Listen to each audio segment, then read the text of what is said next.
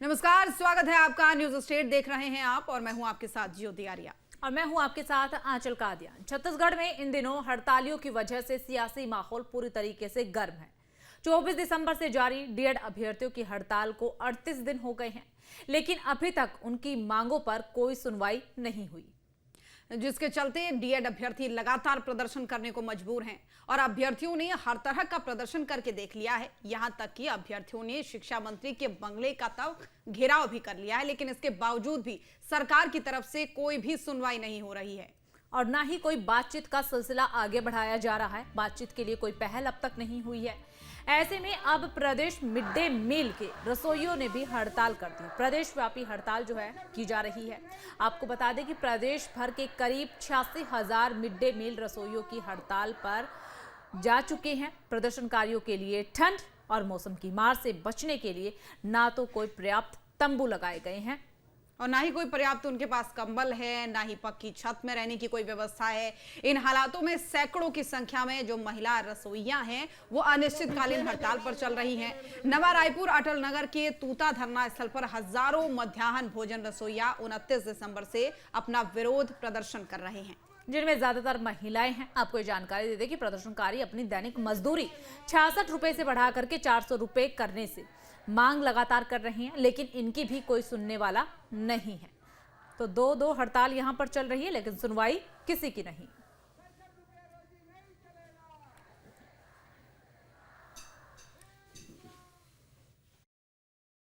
Alternative start किया, उसके बाद हमने मुंडन कार्यक्रम किया, कैंडल मार्च दिए, भिखारी भी बने अपनी नियुक्ति के लिए।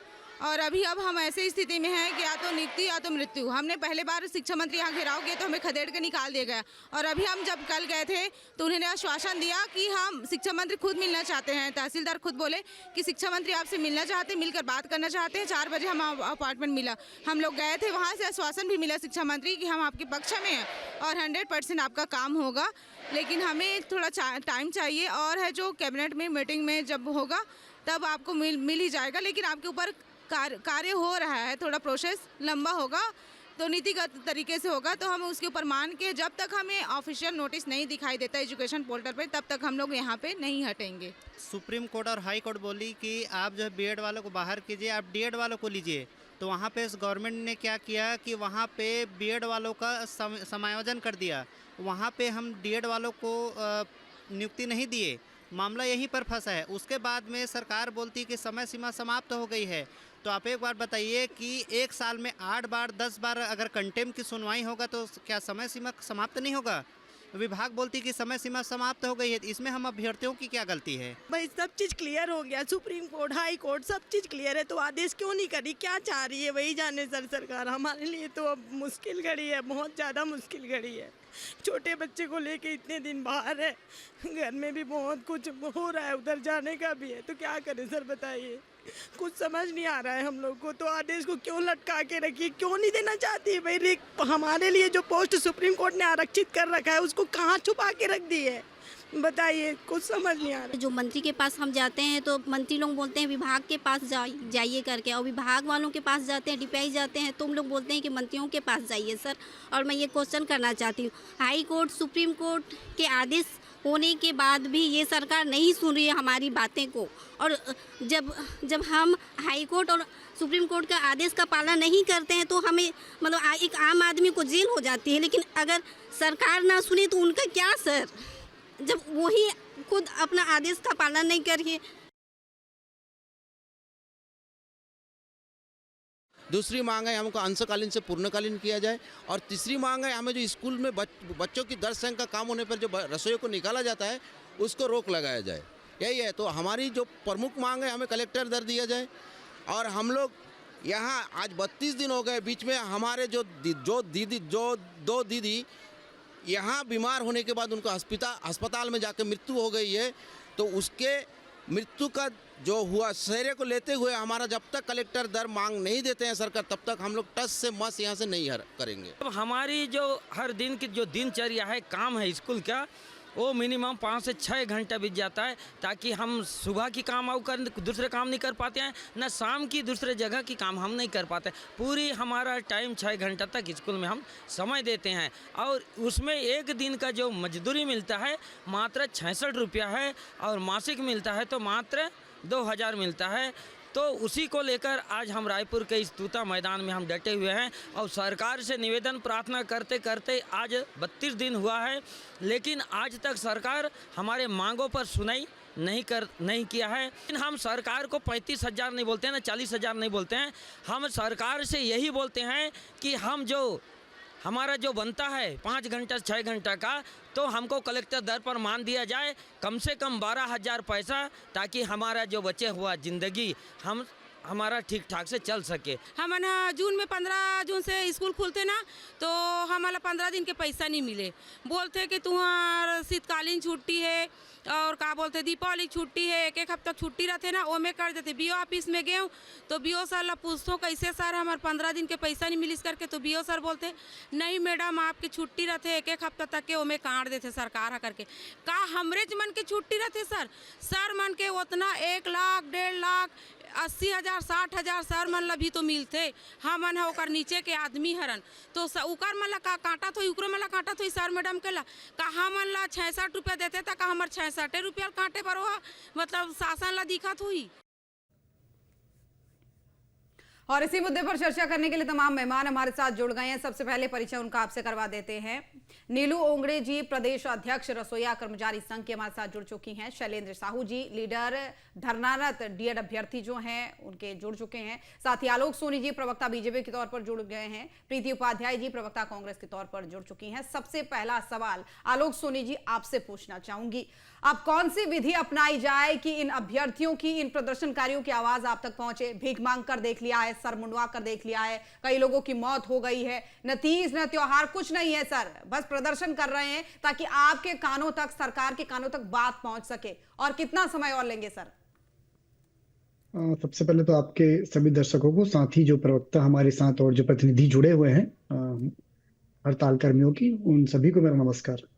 देखिए ऐसा नहीं है, सरकार जो है उन तमाम मांगों पर पूरी गंभीरता और संवेदनशीलता से विचार कर रही है, लेकिन जहां तक डीएड कर्मियों की मांग है जिस पर हम चर्चा कर रहे हैं, तो देखिए माननीय उच्च न्यायालय सुप्रीम कोर्ट का जो निर्णय था, जो कांग्रेस के शासनकाल में बीएड वालों के साथ में नियुक्ति की गई, और उसे माननीय सुप्रीम कोर्ट ने गलत ठहराते हुए उन्हें नियुक्ति को रद्द करने का आदेश दिया, जिसके तहत जो ये नियुक्ति हुई थी कांग्रेस शासनकाल में हुई थी, और पूरी तरह से नियम कानूनों को दरकिनार करके ये नियुक्तियां की गई थी, जिसका परिणाम आज कितने हजार जो शिक्षा कर्मी है, जो शिक्षक है, उन्हें अपने जॉब से हाथ धोना पड़ा है। तो ये स्थिति परिस्थितियां आने वाले समय में फिर से ना हो, ये परेशानी जो आज उत्पन्न हुई है, जो ये क्लेश उत्पन्न हुआ है आज डीएड और बीएड के जो हमारे अभ्यर्थी उनके बीच में, ये वापस से ये ऐसी स्थिति परिस्थितियां ना हो, इसके लिए सरकार किसी भी प्रकार का कोई मुरब्बत नहीं रखना चाहती, किसी प्रकार की कोई कमी नहीं रखना चाहती। इसलिए हमारे भाई बहनों को जो इस वक्त हड़ताल पे बैठे हुए, उन्हें आश्वासन दिया गया है सरकार आश्वासन कहाँ दिया गया है? उनका तो कहना अभी तक सरकार के प्रतिनिधि पहुंचे ही नहीं है। ठीक है आलोक जी आएंगे, शैलेंद्र जी, ठीक है आलोक जी आएंगे आपके पास। शैलेंद्र जी, क्या आश्वासन मिला है सरकार की तरफ से, और मिला है तो क्या आश्वासन मिला है? जी, सबसे पहले तो मैं न्यूज नेशन को बहुत बहुत धन्यवाद देना चाहूंगा जो हमारे दुख दर्द तकलीफ को दिखा रहे हैं, और मैं आपके दर्शक, सभी दर्शक और जो प्रवक्ता महोदय हैं उनको नमस्कार करता हूं।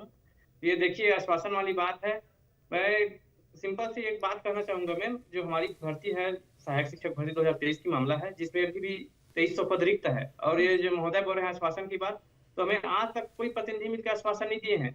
और माननीय शिक्षा मंत्री गजेंद्र यादव जी प्रतिनिधि मंडल भेजे थे आला शिक्षा अधिकारी को हमारे अनशन को तोड़वाने के लिए, 101% की गारंटी दिए थे कि आप लोग के लिए काम हो जा रहा है, कैबिनेट में बात रखा जा रहा है। ये 21 जनवरी की जो कैबिनेट मीटिंग थी उसमें रखा जा रहा है करके, हम उस अनशन को, उनकी बात को मानते हुए, अपने अनशन को शिथिलता रखते हुए 15 से 20 अनशनकारी साथियों को रखे हुए हैं, बाकी सब समर्थन में है। लेकिन हम लगातार 2 बार हो गए हैं माननीय शिक्षा मंत्री गजेंद्र यादव जी का निवास स्थान का घेराव किए हैं। तो अभी पिछले दिवस 2 दिन पहले हम लोग को माननीय गजेंद्र यादव जी अपने वहां मंत्रालय में बुलाए थे, वहाँ लगभग 40 मिनट की मीटिंग हुई, तो उसमें सकारात्मक आश्वासन तो दिए हैं, लेकिन वो आश्वासन का आज तक कार्रवाई नहीं दिख रहा है और बोल रहे हैं कि इस मंत्री से मिलिए, उस मंत्री से मिलिए। मैं आप लोग के सहयोग में हूँ, लेकिन मेरे हाथों में नहीं है। तो हम आज माननीय वित्त मंत्री ओपी चौधरी जी के बंगले गए हुए थे, उनसे मुलाकात हुआ, तो बोल रहे हैं कि मैं आप लोग के लिए पूरी तरीके से पॉजिटिव हूँ, कैबिनेट में आने दीजिए, आप लोग का जो फाइल है मैं उसमें पूर्ण समर्थन दूंगा करके। तो सीधा सा बात यह है मैम, हम लोग को फुटबॉल की तरह इन लोग खेला जा रहा है, इधर से उधर फुटबॉल की तरह मारा जा रहा है। हम लोग समझ नहीं पा रहे हैं कि हम किसके दरवाजे जाएं, किसका हाथ पार पकड़े। ठीक है, यानी कि यही बात है शैलेंद्र जी। अभी कुछ आपके अभ्यर्थी लोग जो है वो बैठे हुए थे, हमारे संवाददाता ने उनसे भी बातचीत की, वो भी यही बात कह रहे थे। मंत्री विभाग का खेल खेला जा रहा है, चक्कर कटवाए जा रहे हैं, सुनवाई नहीं हो रही। आलोक जी, कब तक ये खेल ऐसे ही चलता रहेगा? नहीं, देखिए, ये एक बार जो अन्याय हुआ है हमारे शिक्षक भाइयों के साथ, बहनों के साथ में, यह पुनः फिर से रिपीट ना हो, इसकी भी तो जिम्मेदारी सरकार की है, प्रशासन की है, कि जिस तरह से नियमों को ताक में रख करके हजारों परिवारों के साथ में अन्याय किया गया, चाहे वो जिनकी नियुक्ति की गई या जिनको नियुक्त नहीं किया गया, ये दोनों के साथ अन्याय है। दोनों ही तो इस प्रदेश के रहने वाले लोग हैं, चाहे वो बीएड डिप्लोमाधारी की बात करूं या डीएड की बात करूं, तो दोनों ही तो इस प्रदेश के लोग हैं ना। अगर किसी के साथ में भी नियुक्ति यदि बिना नियमों को ताक में रख के किया जाता है, तो ये कहीं ना कहीं पर में दर्शाता है कि ये आज की जो स्थिति परिस्थिति जो बनी हुई है, यही स्थिति परिस्थिति भविष्य में जाकर के ना हो। अच्छा, इसके लिए मतलब दो सरकार चीजें समय हैं ले रही आपकी है। तरफ से, दो चीजें हैं आपकी तरफ से। सरकार जो है कि इसलिए पहला समय आपने ले रही कहा है। कि पुरानी सरकारों की गलती है, वो गलती ना दोहराई जाए, हम आश्वासन दे रहे हैं। तो माननीय उच्च न्यायालय ने, माननीय सुप्रीम कोर्ट ने भी इस पे फैसला सुनाया है, और इसीलिए हमने तो उनके सुप्रीम कोर्ट ने क्या जो कहा निर्णय है, है उसको ध्यान में रख करके, सुप्रीम कोर्ट ने क्या कहा है उसको भी हम कोट करेंगे। क्या कहा गया था सरकार के लिए और अभ्यर्थियों के लिए, वो दोनों हम बताएंगे। लेकिन नीलू जी का भी रुख एक बार कर लेते हैं, क्योंकि शैलेंद्र जी की बात तो हमने सुन ली है। नीलू जी, आपको क्या आश्वासन दिए जा रहे हैं? क्या अभी तक कोई आश्वासन दिए गए हैं?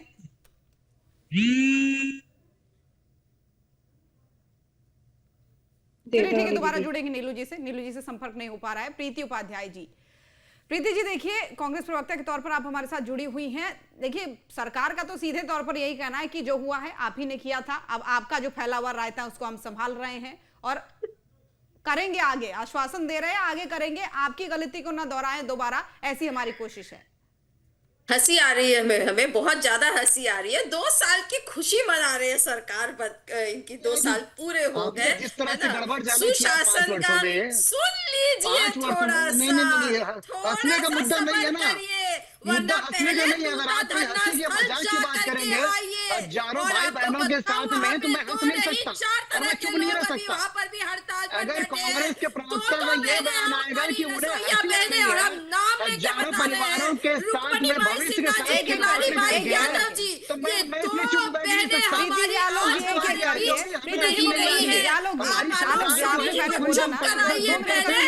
सभी भाई बहनों के साथ खड़ी हुई है और उनके हित में निर्णय लिया जाएगा। दबाना चाहते हैं, मगर विपक्ष की आवाज नहीं दबेगी, जनता की आवाज नहीं दबेगी। यहाँ आप चुपचाप थोड़ा सा सुनने का साहस रखिए। आप लोगों ने तो जो 2 हमारी बहनें जो गुजर गई, जो 2 बहनें गुजर गई, उनका नाम तक नहीं लिया सरकार ने अपने प्रेस विज्ञप्ति ने। इतनी क्रूर सरकार है। इस विषय की गंभीरता समझिए, आप हंस रहे हैं। कांग्रेस के नेता पहले चुपचाप सुनिए, आप थोड़ा सुनने की साहस करिए। नहीं, आपने जो शुरुआत करी है मैं बिल्कुल नहीं बर्दाश्त करूंगा। बिल्कुल हंसी आ रही है, क्योंकि 2 साल की खुशी मना रहे हैं और अभी तक सुप्रीम कोर्ट का डिसीजन क्या है? सुप्रीम कोर्ट ने साफ कहा है कि आपको नियुक्तियां देनी है। आपके ऊपर तो अवमानना तक का सुनवाई हुआ है। रही बात गजेंद्र यादव जी की, तो आज ही बड़े बड़े इश्तिहार निकले हैं कि इनॉग्रेशन करने में, रिबन काटने में व्यस्त है गजेंद्र यादव जी, आपके शिक्षा मंत्री। क्या खबर लेंगे वो? रसोईया बहने, हम आपको बताएं, वहां पे सिर्फ 2 नहीं 4 तरह के लोग बैठे हैं वहां पर अभी भी तूता धरना स्थल पर। तीसरे सीएएफ वाले और चौथे हैं हमारे दिव्यांग जन। और एक बात ध्यान दीजिए, हम अपनी बहनों का ध्यान ये आकर्षित करना चाहेंगे, तूता धरना स्थल जब से सरकार बनी है कभी खाली नहीं रहती है। कभी पटवारी हड़ताल पे जाते हैं, कभी शिक्षक कर्मी चले जाते हैं, हमारी बहनें जाती है आंगनबाड़ी। एक भी दिन 2 साल की एक खुशी मना रहे, तूता धरना स्थल खाली नहीं हुआ है। परंतु दुख की बात यह है कि हमारी 2 बहनें गुजर गई। और ठीक है प्रीति जी, एक सरकार बात ने और एक नाम बात तक का नहीं जवाब दिया। आप दीजिएगा। अभी आलोक जी ने ये बात बार बार कोट की है कि तमाम जो है नियमों को ताक पर रख करके भर्तियां जो है कांग्रेस ने निकाली, इसलिए रायता फैला नहीं, है। अगर ऐसा होता तो फिर वो नियुक्तियां रद्द करती सुप्रीम कोर्ट। सुप्रीम कोर्ट ने बहाल करने कहा है, सुप्रीम कोर्ट तक गया है ना। ये ये चीज आप गलत कह रही थी प्रीति जी। सुप्रीम कोर्ट ने उस समय में जो बात कही थी, बीएड के अभ्यर्थियों को हटाते हुए डीएड के अभ्यर्थियों की नियुक्ति की बात कही थी। इसको थोड़ा करेक्ट कर रही हूँ मैं। आप बोलिए अपनी बात। अब ये नियुक्ति किसने की थी ये भी मैं समझता हूँ। हमारी आदरणीय प्रवक्ता दीदी जो है वो बता पाएंगी कि कांग्रेस शासन में नियमों को ताक में रख करके नियुक्ति की गई थी, जिसका आज परिणाम है, जिसका ये परिणाम है और आप हंस रहे हैं। गया है मामला और कोर्ट ने डिसीजन दिया है। मेरे ख्याल से यहाँ शिक्षा कोर्ट ने डिसीजन वो ज्यादा अच्छा जानकारी लेकर के नहीं बैठे हैं। जी हाँ किनके समय पे नियुक्ति होगी बताएंगे वो पूछिए उनसे, पूछिए। इसका वादा करके सरकार आई आपके। देखिए बिल्कुल वादे तो जब भी सरकार आती है उससे नहीं, पहले ये किए ही गलत जाते हैं, स्टेटमेंट चाहे आप कर रही कांग्रेस आई हैं। चाहे बीजेपी आई। ये भारतीय जनता पार्टी के शासन आने के बाद में सुप्रीम कोर्ट का निर्णय बनाई, आया उसको टोपी बनाई। है। एक मिनट, इसका नहीं जाएगा किसी भी कीमत पे। और भी हमारे साथ मेहमान ये हैं। गलत है, और भी हमारे स्टेटमेंट साथ गलत है। मेहमान है। जो गलत बोला था उसको मैंने सही कर दिया। रुके प्रीति जी, हमारे साथ एक और मेहमान जुड़ी हुए हैं। नीलू जी हमारे साथ जुड़ी हुई हैं, प्रदेश अध्यक्ष हैं रसोइया कर्मचारी संघ की। नीलू जी हमारी आवाज आ रही हो तो आप भी बताएं। इनका कहना है कि आश्वासन आपको दे दिया गया है लेकिन लगातार आपका धरना खत्म नहीं हो रहा है। क्या मांगे आपकी है? क्या कोई आश्वासन आपको दिया जा रहा है? क्या आपकी सुनी जा रही है? जी, मैं बताना चाहूँ, गजेंद्र यादव जी से हमारी मुलाकात किया गया है। मुलाकात के दौरान गजेंद्र यादव जी का कहना है कि हम 25% देने के लिए विचार विमर्श कर रहे हैं, देने के लिए तैयार हैं। आपकी फाइल चली गई है, यही जवाब दिया जाता है। लगातार हम लोग हड़ताल के दौरान उनसे मुलाकात किया जा रहा है, चाहे हमारी पर्सनल लेके जाके मुलाकात किया जा रहा है या शासन प्रशासन की तरफ से जाके मुलाकात किया जाता है, मगर वो ये बोलते हैं कि मुलाकात के दौरान कि दिया जाएगा, देंगे करके कभी नहीं बोलते हैं। और बीजेपी के जन घोषणा पत्र में क्रमांक नंबर 22 में मैं दिखाना चाहूंगी आपके मीडिया के माध्यम से, ये 22 में ये बीजेपी का घोषणा पत्र है, इसमें है ना, ये 21 में ये देखिए साफ साफ लिखा गया है कि मेरी सरकार आएगी तो मैं 3 महीने के भीतर 50% वृद्धि बोले हैं। 2 साल हो गए हैं मगर अभी तक से हमारे 50% वृद्धि नहीं। और अगर हम लोग तूता मैदान में बैठ रहे हैं, अनशन में बैठ रहे हैं या उग्र आंदोलन कर रहे हैं या शांतिपूर्वक वहां हम लोग बैठ रहे हैं, तो ना ही हमें रैली निकालने का परमिशन दिया जा रहा है, ना ही वहां से हमें बाहर निकालने का परमिशन दिया जा रहा है। आप लोग एक काम कीजिए, तूता मैदान में बैठिए, आप रैली नहीं निकाल सकते, आप किसी मंत्री नेता के पास जा नहीं सकते, ऐसे बैरिकेड लगा के रोक दिया गया है। मैं बताना चाहूंगी मैम, कल हम लोग माननीय गजेंद्र यादव मंत्री जी से मुलाकात करने के लिए हम रैली के रूप में जा रहे थे, बैरिकेड लगा के हमें रोक दिया गया। मैं बताना चाहूंगी बीजेपी के प्रवक्ता से हाथ जोड़ के विनम्र निवेदन है कि अगर आप लोग बीजेपी मोदी जी का गारंटी बोलते हो तो ये गारंटी कब पूरा होगा भाई, बता दीजिए। और आज ये चैनल के माध्यम से मैं आपसे सवाल करना चाहती हूँ, कितने लोगों का जान चाहिए? सबसे शुरू मेरा जान देने के लिए मैं तैयार हूँ भाई। अगर मेरा जान से 87,000 रसोइया का भला होना चाहता है ना, तो मैं अपना पहला जान मैं अब दूंगी। अब किसी रसोइया का जान नहीं जाएगा। पहला मैं वहाँ मिट्टी तेल छीट के चाहे पेट्रोल छीट के आग नहीं नीलू जी, नहीं नीलू जी, ऐसी बातें आप सोचिए भी मत। कांग्रेस पार्टी के रहते हम आपको आश्वासन दिलाते हैं नीलू जी। नहीं, आज न्यूज नेशन चैनल में हम आपको आश्वासन 5 वर्ष के आपके शासन में नीलू जी, आलोक जी जैसे लोग चलिए ठीक है, एक करके बात रखिएगा। नीलू जी आपकी बात तो सुना, आपने एक सवाल जो है वो आलोक जी से पूछा, पहले उसका जवाब लेते और फिर प्रीति जी आपके पास आएंगे।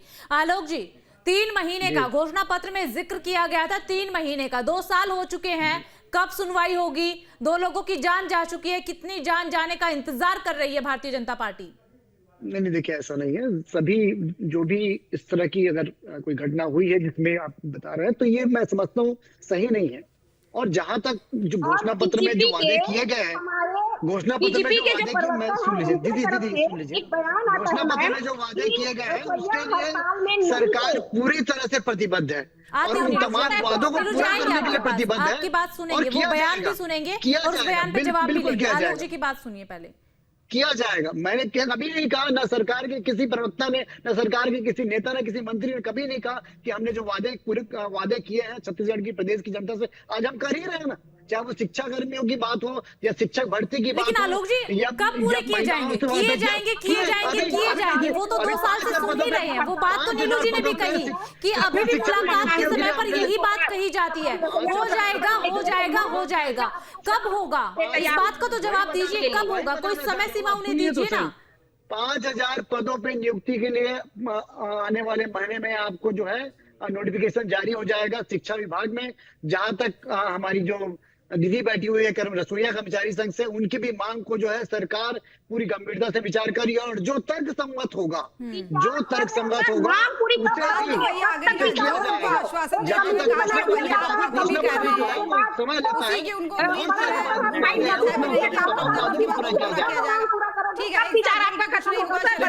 देखिए कांग्रेस की प्रवक्ता दीदी 5 वर्षों में आपने 1 रुपया किसी का बढ़ाया नहीं, शैलेंद्र जी अपनी इनको उसी हाल पे छोड़ दिया और कुछ लोगों के आपने भविष्य को भी खराब कर दिया और आप यहाँ पर इस तरह से आश्वासन दे रहे हैं कि हम आपको बात करें।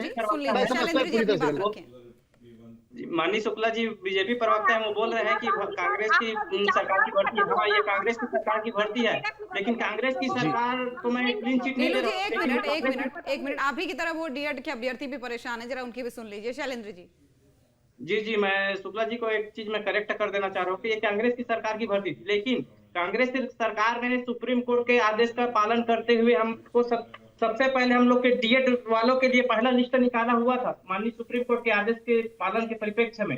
लेकिन बीएड वाले ने जो निकला हुआ था आदेश, उसको चैलेंज करते हुए सुप्रीम कोर्ट में अंतरिम राहत मिला। उस अंतरिम राहत के साथ डीएड बीएड दोनों को शामिल करते हुए काउंसलिंग कराएगा। 2 काउंसलिंग कांग्रेस की सरकार में हुई है, 2 काउंसलिंग भाजपा की सरकार में हुई। इस दरमियान 2 अप्रैल 2024 का माननीय हाई कोर्ट बिलासपुर का आदेश आता है कि बीएड वाले प्राइमरी टीचर में योग्य नहीं है करके, उसमें 10 कंटेम्प्ट की सुनवाई हुई है मैडम, जिसमें 10 कंटेम्प्ट की सुनवाई में 8 महीने को इन लोग विभाग ने बस लेटरबाजी करते हुए बर्बाद कर दिया। और अब ये माननीय शिक्षा मंत्री जी बड़े बड़े न्यूज चैनल में जाके मीडिया बाइट दे रहे हैं कि इस भर्ती बहुत पुरानी है, 4 साल पुरानी है करके, और जो इसकी वैधता खत्म हो गई है करके। तो इस वैधता की जो खत्म होने की वजह है विभाग की लापरवाही, और विभाग ने इतनी बड़ी लापरवाही की है मैम, जो 2621 बीएड को निकाला गया था उसके जगह में डिप्लोमा वालों को लेना था, उसमें 2615 लोग को बुलाया गया है, लेकिन अपात्र लोगों को बुलाया गया है और इसमें बिना दस्तावेज सत्यापन के स्कूल अलॉटमेंट कर दिए गए हैं अपात्र लोगों को। और रही बात कट ऑफ रैंक की, माननीय शिक्षा मंत्री जी बड़े बड़े न्यूज चैनल में बोल रहे हैं कोई जो कट ऑफ रैंक है काफी नीचे जा चुकी है। तो मैं आपके चैनल के माध्यम से मैं माननीय प्रवक्ता जी को दिखाना चाहूंगा कि कट ऑफ सबसे पहले जो डीएड वालों के लिए कट ऑफ जारी हुआ था उसमें और जो 5वें चरण की कट ऑफ रैंक जारी हुआ उसमें कोई अंतर नहीं है। और विभाग ने इतना बड़े खामिया किया कि हाई कोर्ट ने स्पष्ट रूप से बोला गया था कि जो बीएड वाले हैं उसको निकाल करके जो कॉमन मेरिट लिस्ट है उसको रीअरेंज करिए करके। आज तक विभाग ने उसको रीअरेंज नहीं किया है और जो पहले का स्थानीय मान है जो कट ऑफ। ठीक है, समय की थोड़ा सा कमी है शैलेंद्र जी, हम समझ गए आपकी बात। देखा होगा आलोक जी ने। आलोक जी एक छोटा सा जवाब, समय की पाबंदी है। शैलेंद्र जी जो बता रहे हैं वो पहले की बात कर रहे हैं। 2024 सितंबर में माननीय सुप्रीम कोर्ट, ये बहुत झूठ बोल चुके हैं आलोक सोनी जी के झूठ का जो पर्दाफाश कर दिया शैलेंद्र जी ने। हम शैलेंद्र जी को धन्यवाद देना चाहते हैं और हम मौका चाहते हैं क्योंकि मेरी बात इन्होंने बोलने नहीं दी। इसलिए आलोक सोनी जी और बीजेपी की सरकार ने उन नियुक्तियों को रद्द किया है, लेकिन उनके भी परिवार को और उनके भी परिवार उनके भविष्य को देखते हुए समायोजन की बात करी है। नोट देखिए, ये इस तरह से चिल्लाने से आपकी ठीक है, आवाज जो है ऐसे अगर सभी एक साथ बोलेंगे ना हम समझ पाएंगे ना जनता समझ पाएगी, और आप अपनी बात भी नहीं पहुंचा पाएंगे, और जब बात जनता तक नहीं पहुंची तो आपका बैठने का भी कोई औचित्य नहीं बनता है। इसलिए चर्चा में हमेशा एक एक करके ही बात रखना ही फायदेमंद होता है। आप सभी खास मेहमानों का बहुत बहुत शुक्रिया हमारे साथ जुड़ने के लिए, बातचीत में शामिल होने के लिए। दो हड़तालें चल रही हैं, समाधान कब होगा इसका इंतजार किया जा रहा है। फिलहाल इस खास पेशकश में सिर्फ इतना ही, बाकी तमाम बड़ी खबरों के लिए बने रहिएगा।